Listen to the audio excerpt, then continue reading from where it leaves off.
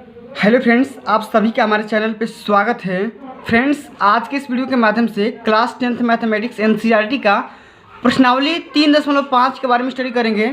इसके पहले हमने प्रश्नावली 3.4 तक बहुत ही अच्छे ढंग से स्टडी कर रखा है और इस वीडियो के माध्यम से हम प्रश्नावली 3.5 के जो प्रश्न है यहाँ पे चौथा प्रश्न उसके बारे में स्टडी करेंगे। इसके पहले हमने प्रश्न 1, 2 और 3 के बारे में बहुत ही अच्छे ढंग से समझ रखा है।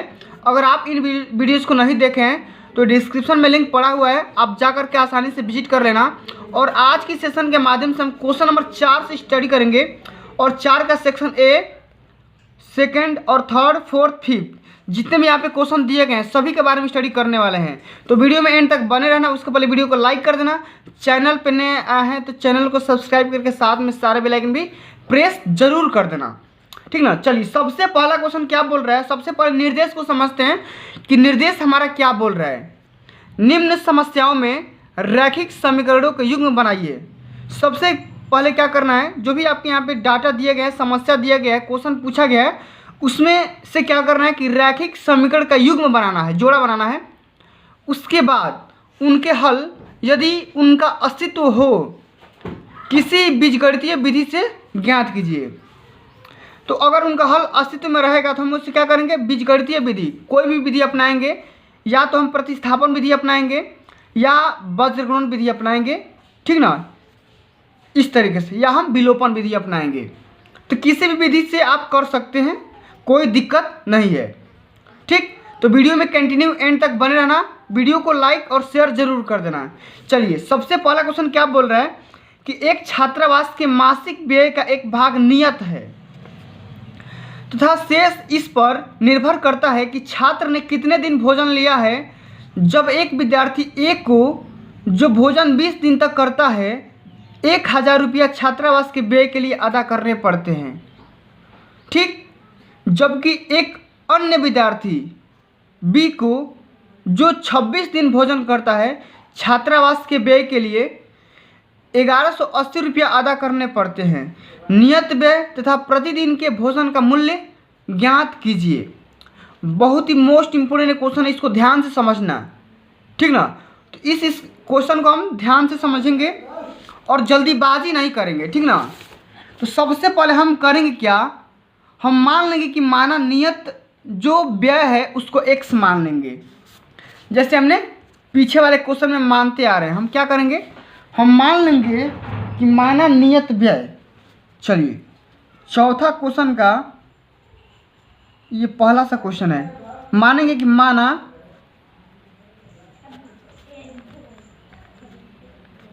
नियत व्यय, क्या मान लेंगे, माना नियत व्यय बराबर 100 रुपया। आप कुछ भी मान सकते हैं, कोई दिक्कत नहीं। और प्रतिदिन भोजन का खर्च, और यहाँ पर लिखोगे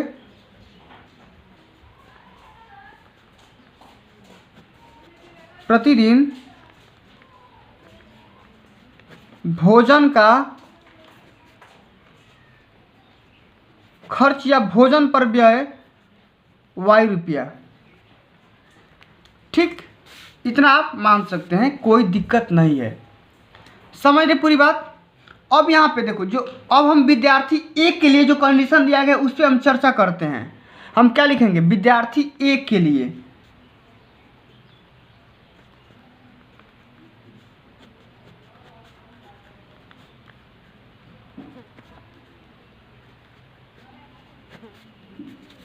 विद्यार्थी ए के लिए अब हमारा विद्यार्थी ए के लिए क्या कंडीशन दिया गया है कि भोजन लेने की जो टाइम है वो कितना दिन लेता है, 20 दिन। यहाँ पे लिखेंगे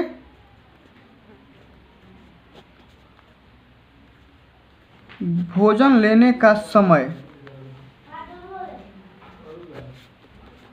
बराबर 20 दिन, ठीक। अब देखो 20 दिन भोजन लेता है, इसलिए 20 दिन का खर्च कितना आ जाएगा, इसलिए 20 दिन के भोजन का खर्च कितना होगा, एक दिन के भोजन का खर्च वाई रुपया है, तो 20 दिन के भोजन का खर्च कितना हो जाएगा? 20 वाई। कितना होगा? 20 वाई और कितना होगा? रुपया हो जाएगा। ठीक, इसी तरीके से शर्त के अनुसार नियत जो व्यय है 100 रुपया और 20 दिन का जो खर्च है 20 वाई, तो इसलिए हम शर्त के अनुसार क्या बोलेंगे? शर्तानुसार जो टोटल खर्च आ जाएगा कितना आ जाएगा? x plus 20 y. और x प्लस 20 वाई का जो खर्च है कितना रुपया है? 1000। कितना है? 1000। ये आपके क्वेश्चन में दिया गया है, तो इसी को आप इक्वेशन फर्स्ट मान लो। ठीक, कोई दिक्कत नहीं, इतना तक किसी को दिक्कत नहीं है, आराम आराम से समझेंगे, पूरा समझ में आएगा। अब हम यहाँ पे लिखेंगे विद्यार्थी बी के लिए।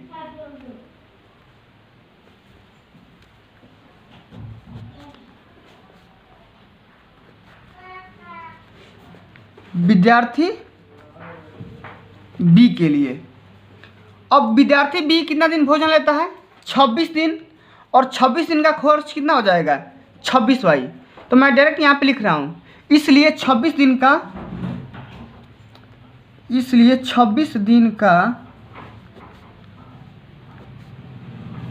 भोजन का खर्च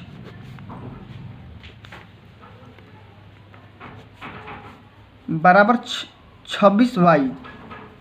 अब यहाँ पे इस पे भी नियत ये जो व्यय लगेगा उसके हिसाब से, शर्त के हिसाब से क्या हो जाएगा?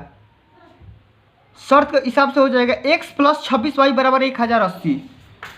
शर्तानुसार जो दूसरा का शर्त अनुसार है, टोटल उसका खर्च कितना आ रहा है?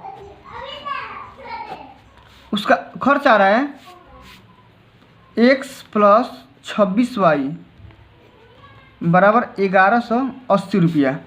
ये सेकेंड विद्यार्थी के लिए है, ठीक ना? बी विद्यार्थी के लिए है। अब चलो हम क्या करेंगे, इन दोनों इक्वेशन को किसी भी बीजगणितीय विधि से हल करना है, तो या तो आप बीजगणित विधि से हल करो, या प्रतिस्थापन से, या विलोपन से, कोई भी विधि आप लगा लो, कोई दिक्कत नहीं। यहाँ पे लिखेंगे समीकरण 1 व समीकरण 2 से। आइए हल करते हैं। समीकरण 2 में से समीकरण 1 को माइनस कर दे रहा हूँ, ठीक ना? x प्लस 26 वाई बराबर 1180 और x प्लस 20 वाई बराबर 1000। देखो इसे आप बीजगणित विधि से भी हल करना, ठीक ना? क्योंकि ये जो टॉपिक है बीजगणित विधि से ही हल करने वाला चैप्टर है, तो मैं यहाँ टाइम बचाने के लिए इस विधि को विलोपन विधि से हल कर रहा हूँ, इस इक्वेशन को, ठीक ना? तो यहाँ पे हम क्या करेंगे, समीकरण 2 में से समीकरण 1 को घटा देंगे, यानी कि विलोपन विधि से हल कर रहे हैं। तो आइए माइनस कर देते हैं, ये आपका माइनस हो जाएगा, ये भी आपका माइनस और ये भी आपका माइनस। ये x और x विलोप हो जाएगा, कट जाएगा, और 26 वाई में से 20 वाई कटेगा तो कितना आ जाएगा? 6 वाई, और बराबर ये कितना आ जाएगा? 180। तो y बराबर आप यहाँ से निकाल सकते हैं, y का जो मान आएगा कितना बार में? 30 आ जाएगा, ठीक ना? 30 बार में कट जाएगा। तो अब y का मान आप समीकरण 1 में या आप 2 में रख दो। आओ y का मान समीकरण 1 में ही रख देते हैं, तो कितना हो जाएगा? 600। यहाँ पे देखो 2 तिहाई 600, और x का मान यहाँ से क्या हो जाएगा? 1000 में से 600 घट जाएगा।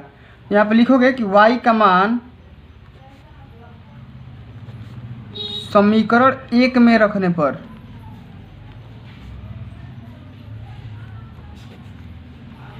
आओ 1 में रखते हैं, x प्लस 20 गुणे 30 बराबर 1000। x बराबर क्या हो जाएगा?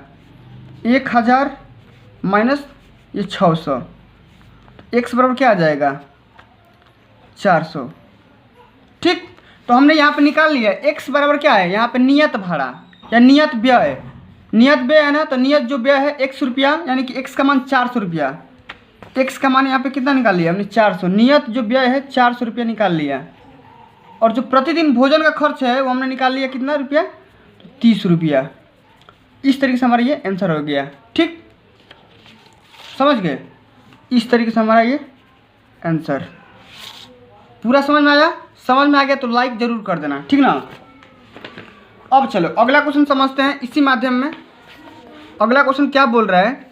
एक भिन्न 1/3 हो जाती है जब उसके अंश में 1 घटाया जाता है, और 1/4 हो जाती है जब हर में 8 जोड़ दिया जाता है वह भिन्न ज्ञात करिए। बहुत ही आसान सा क्वेश्चन है, ठीक ना, ध्यान से समझना है। सबसे पहले हम करेंगे क्या, हम इसमें ये करेंगे कि हम भिन्न को मान लेंगे कि माना भिन्न, हम कोई भी भिन्न मान लेंगे कि माना भिन्न बराबर x बटा वाई। और जो प्रथम शर्तानुसार के जो पहली शर्त है यहाँ पर लिखेंगे, प्रथम शर्तानुसार, प्रथम शर्तानुसार क्या बोला जा रहा है, जब भिन्न के अंश में एक घटा दिया जाए, तो भिन्न का अंश क्या है, x है, x में आप एक घटा दो और हर को ऐसे ही छोड़ दो, तो भिन्न का मान 1/3 हो जा रहा है। इसको आप सिंपली हल कर लो, क्या हो जाएगा 3, ये x - 1 बराबर ये y, इसको आप हल कर लो, ये हो जाएगा 3x - 3 बराबर y, और यहाँ से x को एक तरफ और y को एक तरफ कर दो, x - y बराबर ये 3 हो जाएगा। इसको आप इक्वेशन फर्स्ट मान लो, ठीक। अब यहाँ पे देखो अगला जो द्वितीय शर्तानुसार, द्वितीय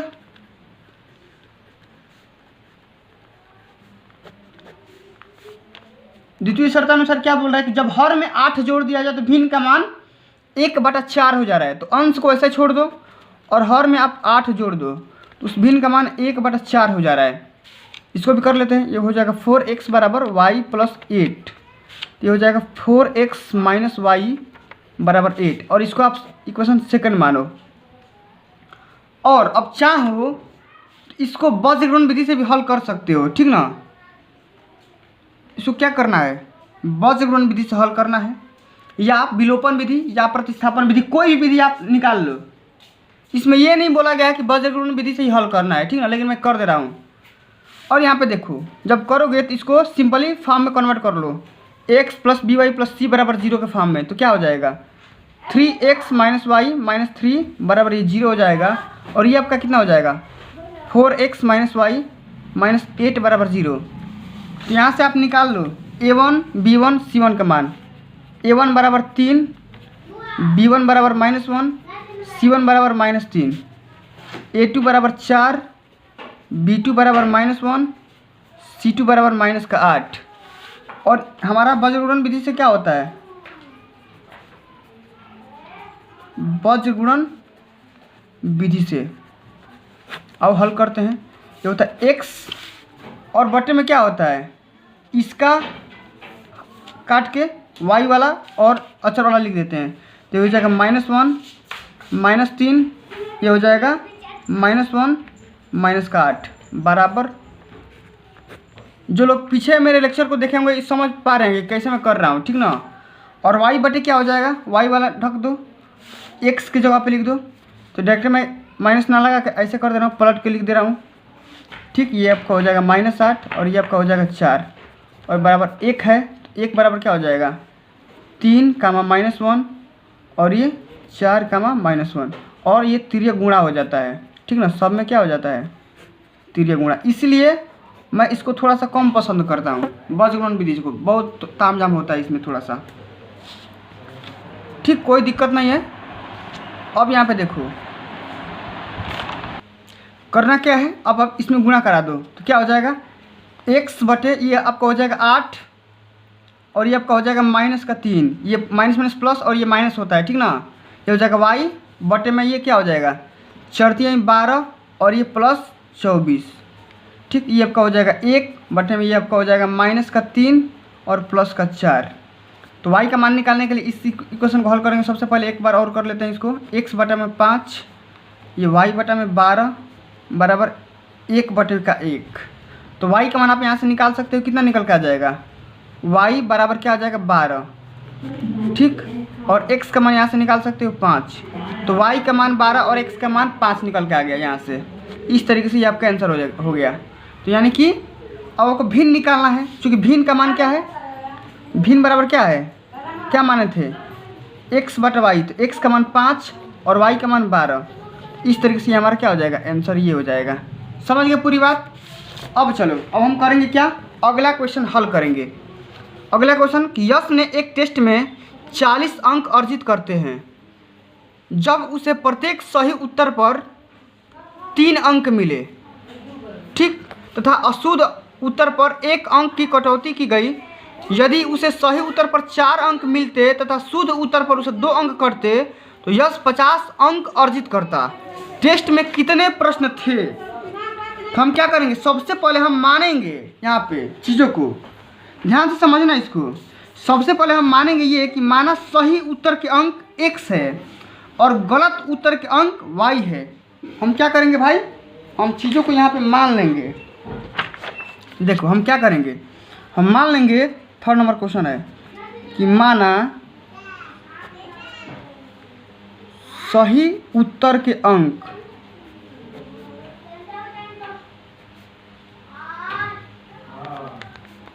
x, ठीक, और सभी गलत उत्तर के अंक और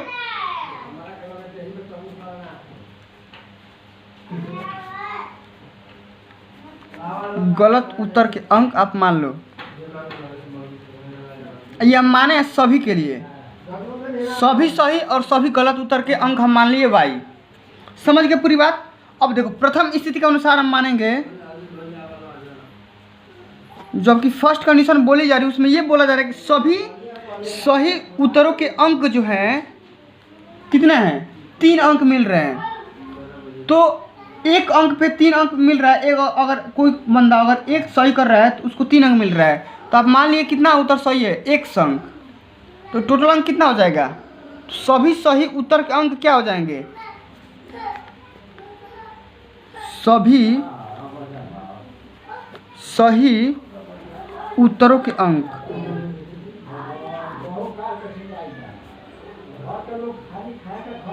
3 गुणे x हो जाएगा, यानी कि 3x हो जाएगा।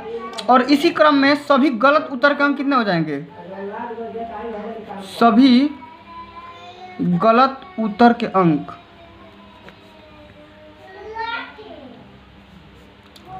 अब देखो सभी गलतों उत्तरों के जो भी गलत उत्तर हैं उसके अंक कितने हो जाएंगे, उसके अंक हो जाएंगे, 1 गलत हो रहा है, 1 × y यानी कि y हो जाएगा, ठीक। इसी अनुसार में शर्त हिसाब से बोल रहा है कि 40 इसका क्या आ रहा है, अंक अर्जित किया है। तो सही उत्तर में से गलत उत्तर छांट दोगे तो 40 अंक आ रहा है। तो यहाँ पे लिखोगे शर्तानुसार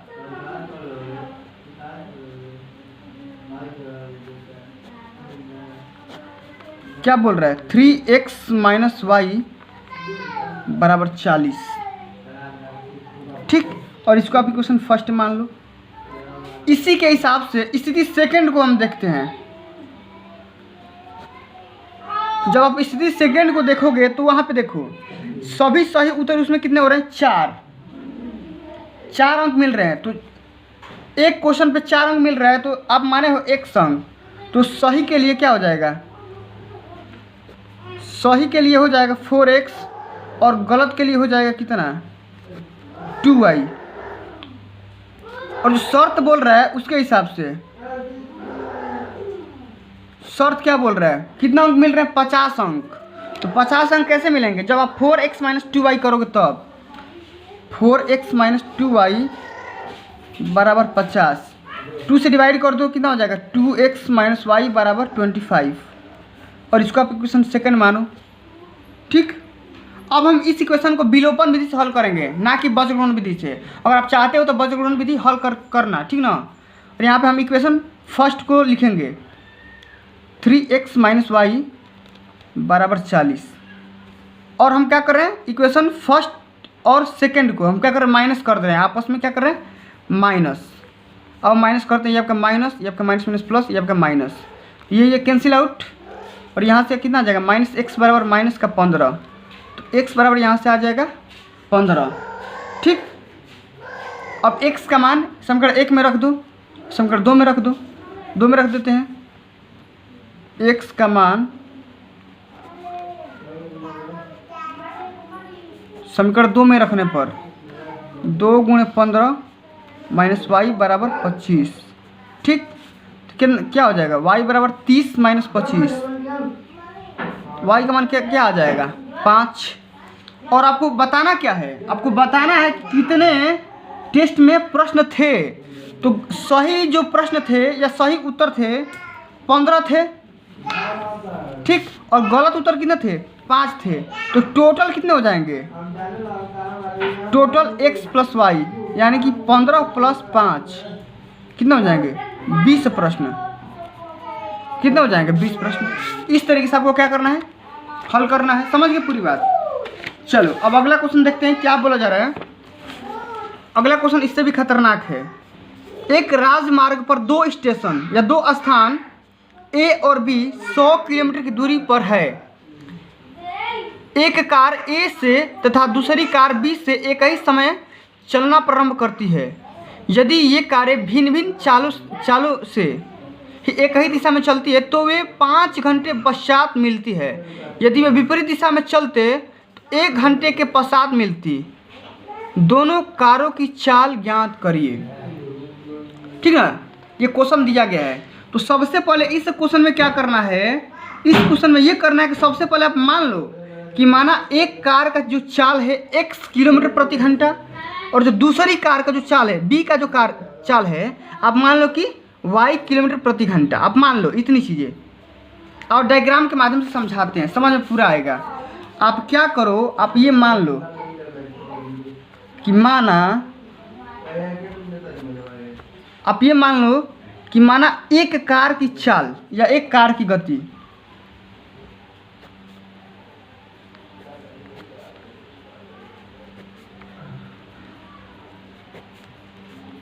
x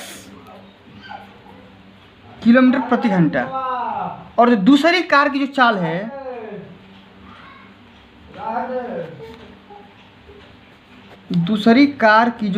है या गति है उसको आप मान लो y किलोमीटर प्रति घंटा। ठीक, अब देखो प्रथम स्थिति क्या बोल रही है। जो पहली कंडीशन है ये बोल रहा है कि एक कार ए से तथा दूसरी कार बी से एक ही समय में चलना प्रारंभ करती है। यदि ये कारें भिन्न भिन्न चालों से चले, ठीक ना, तो 5 घंटा पश्चात मिलती है। 5 घंटा। यहाँ पे देखो ये कार ये है और एक कार ये बी है। ठीक, ये दूरी है। ठीक, ये पॉइंट ए से बी तक चलना प्रारंभ करिए। कार फर्स्ट है और ये कार सेकंड है। ठीक, और ये भी उसी डायरेक्शन में जा रही है जिस डायरेक्शन में ये जा रही है। समझ में आ रहा है? इतनी बात। अब देखो ये बी से और बी से सी की तरफ जा रही है, इधर सी की तरफ जा रही है। ठीक, और ये दूरियां है ए से बी के बीच में कितना दूरी है? 100 किलोमीटर। कितना चली है? 100 किलोमीटर चली है। कोई दिक्कत ना है। अब हम करेंगे क्या? कार एक के द्वारा तय की गई दूरी निकाल लो। जो कार फर्स्ट है इसके द्वारा तय की कितना दूरी चला है, तो कैसे निकालोगे? निकालते हैं। कार फर्स्ट के द्वारा तय की गई दूरी बराबर क्या होता है? चाल गुणे समय। क्या होता है? चाल या गति गुणे समय। ठीक, तो चाल कितना है इसका? x माने हो।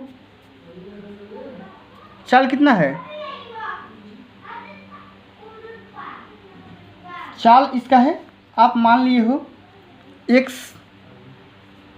और समय कितना लगाया है? 5 घंटा। 5 घंटा बाद इससे मिल जा रही है 5, तो क्या हो जाएगा? 5x हो जाएगा। ठीक, और ये जो डिस्टेंस है इसी दूरी को मान लो कि AC है। AC मान लो। ठीक, जा किसी पॉइंट मिल जा रही है। अब देखो अगला जो क्वेश्चन है, कार सेकंड के द्वारा तय की गई दूरी निकाल लो। सेकंड कार के द्वारा चली गई दूरी क्या हो जाएगा? ये हो जाएगा y × 5। ठीक, यानी कि 5y हो जाएगा। समझ गए पूरी बात? और ये क्या होगा? ये b × c हो जाएगा। ये क्या हो जाएगा? b × c। मान लो इस सी पॉइंट पे इनका कार आपस में मिल रही है, ये हम सी पॉइंट माने हैं, ठीक ना।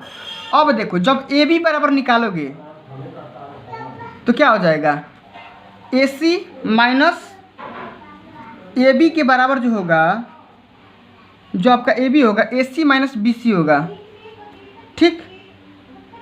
ए बी का लंबाई कितना है, 100 है, और ए सी का लंबाई अभी हमने निकाला 5x, और बी सी का लंबाई 5y, इतना निकाल लिया। अब हम करेंगे कि 5 से दोनों पक्षों में डिवाइड कर दो, तो क्या हो जाएगा, x माइनस वाई बराबर 20, कन्वर्ट करके लिख दिया, और इसी को आप इक्वेशन फर्स्ट मान लो, ठीक। इसी को इक्वेशन आप फर्स्ट मान लो। अब हम सेकंड कंडीशन में देखते हैं, स्थिति सेकंड को देखते हैं। जो हमारी कंडीशन सेकंड है वो ये बोल रही है कि अगर वो विपरीत कंडीशन में चलती तो 1 घंटा बाद मिलती। विपरीत कंडीशन मतलब अगर देखो ये,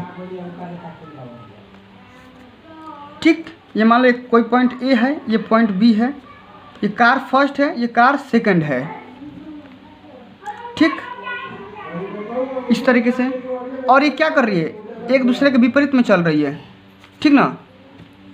और इसको आप डी पॉइंट मान लो, डी पॉइंट पे मिलती 1 घंटा बाद, तो कार फर्स्ट के द्वारा चली गई दूरी, मान लो चली गई दूरी, कार फर्स्ट के द्वारा चली गई, कार फर्स्ट द्वारा चली गई दूरी, यानी कि ए डी बराबर क्या होगा, दूरी बराबर क्या होता है, चाल गुणे समय, चाल का मान x, समय का मान 1, यानी कि x हो गया।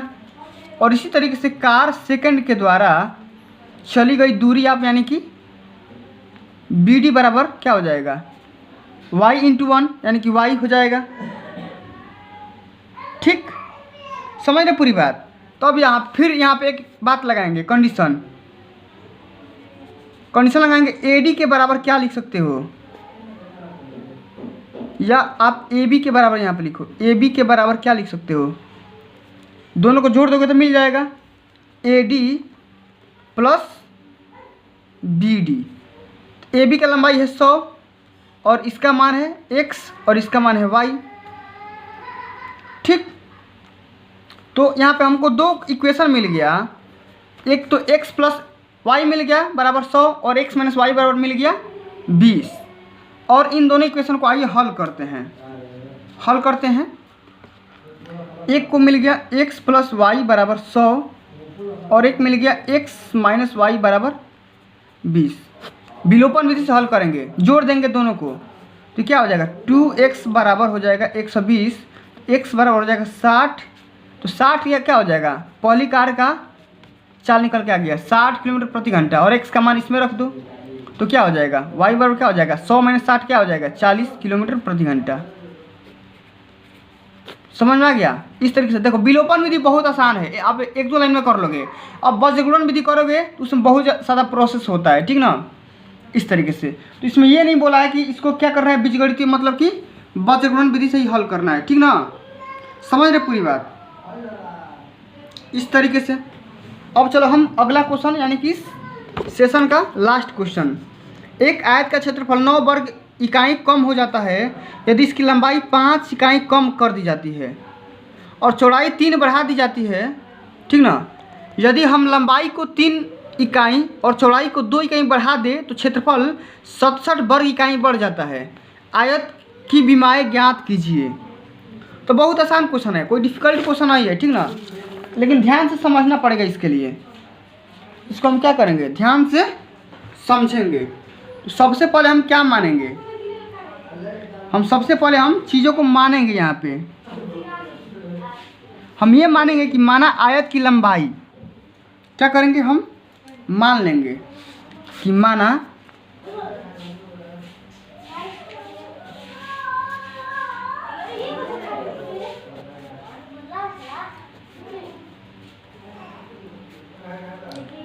आयत की लंबाई x इकाई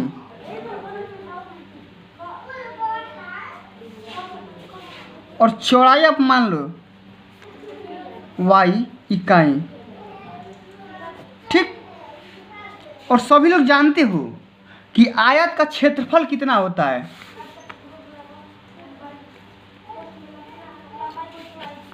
आयत का क्षेत्रफल बराबर क्या होता है, लंबाई गुणे चौड़ाई। तो लंबाई आप x माने हो और चौड़ाई आप y माने हो, इतना। अब प्रथम स्थिति के हिसाब से चलते हैं, शर्त के हिसाब से, ठीक ना। जो शर्त पहला बोल रहा है उसके हिसाब से चलते हैं। अगर लंबाई में 5 कम कर दिया जाए, यानी कि लंबाई आप x माने हो तो x में 5 कम करना है, ठीक। और चौड़ाई में क्या करना है, चौड़ाई में आपको करना है क्या, चौड़ाई में 3 जोड़ देना है, ठीक। तो उसका जो क्षेत्रफल आ रहा है वो क्षेत्रफल 9 कम आ जा रहा है, यानी कि क्षेत्रफल इसका क्या होगा, एक्स वाई क्या आ जा रहा है, 9 कम आ जा रहा है, ठीक। और क्षेत्रफल के लिए इसको गुणा करा देते हैं। बहुत ही आसान सा कॉन्सेप्ट है। लंबाई में 5 कम किया, चौड़ाई में 3 जोड़ दिए, क्षेत्रफल 9 कम आ गया। इसको हल कर लेते हैं।